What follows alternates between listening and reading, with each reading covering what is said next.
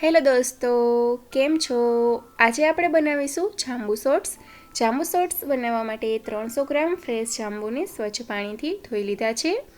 જાંબુને આપણે 2 થી 3 કલાક ઠંડા થવા માટે ફ્રીજમાં રાખવાના છે, જેથી આપણો શોર્ટ્સ છે તે બહુ જ સરસ એકદમ ઠંડો બનશે.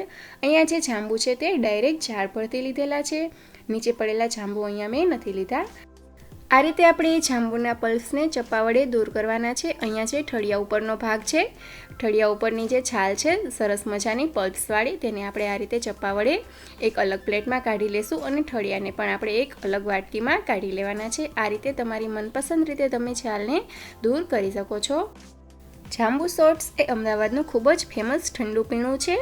જાંબુમાં આપણે calcium, iron, vitamin C, carbohydrate, protein, vitamin B, minerals, antioxidants, magnesium, glucose વગેરે જેવા તત્વો હોય છે.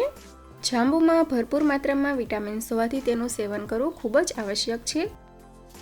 અહીંયા આ રીતે આપણે ફટાફટ બધા જ પલ્પ્સને દૂર કરી લેવાનો છે. તો અહીંયા આપણો પલ્પ્સ છે તે તૈયાર થઈ ગયો છે. અહીંયા જે ઠળિયા છે તે પણ ખૂબ જ ઉપયોગી છે. દવામાં પણ ઠળિયાનો ઉપયોગ થાય છે. અત્યારે આપણે આ ઠળિયાને સાઈડમાં રાખી દઈશું.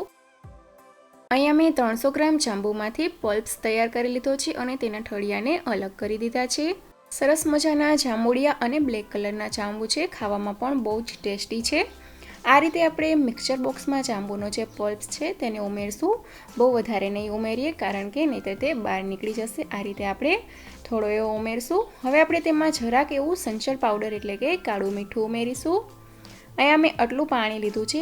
આ બધા જ પલ્સમાં આટલું પાણી ઉમેરવાનું છે, પરંતુ આપણે બધું એકસાથે નહીં, આ રીતે મિક્સ કરવાનું હોય ત્યારે આપણે તેમાં થોડું પાણી ઉમેરીશું, 2 થી 3 ચમચી જેટલું. હવે આપણે મિક્સર બોક્સને ઢાંકણ ઢાંકી તેનું મિક્સર બનાવવા માટે 2 થી 3 ખાટકા દરમિયાન આપણે સરસ મજાનું મિક્સર બનાવી લેશું.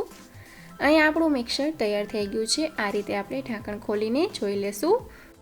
વાવ, સરસ મજાનું જાંબુડિયા રંગનું મિક્સર તૈયાર થઈ ગયું છે. તમે જોઈ શકો છો કે કલર પણ બહુ જ સરસ આવ્યો છે. અહીંયા આપણે આટલું જાડું મિક્સર રાખવાનું છે, એકદમ પાતળું નથી કરવાનું, નહીંતર આપણને તેનો સ્વાદ સરસ નહીં આવે. આ જ રીતે આપણે બધા જ પલ્પનું મિક્સર તૈયાર કરી લેશું.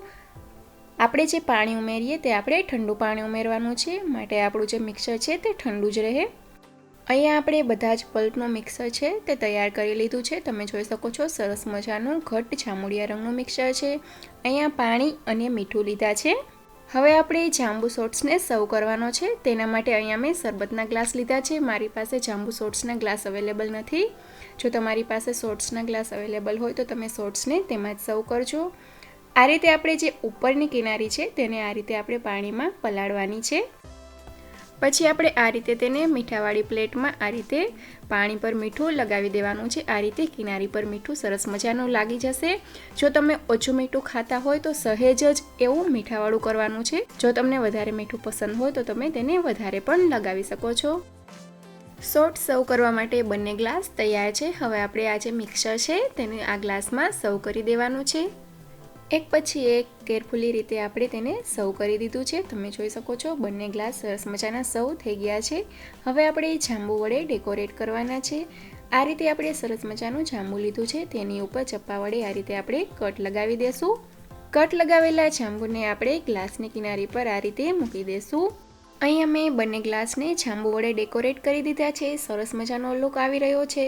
તો દોસ્તો, આપણો હેલ્ધી અને એકદમ ફ્રેશ જાંબુ શોર્ટ્સ તૈયાર છે. હવે આપણે તેનો આનંદ લઈ શકીએ છીએ.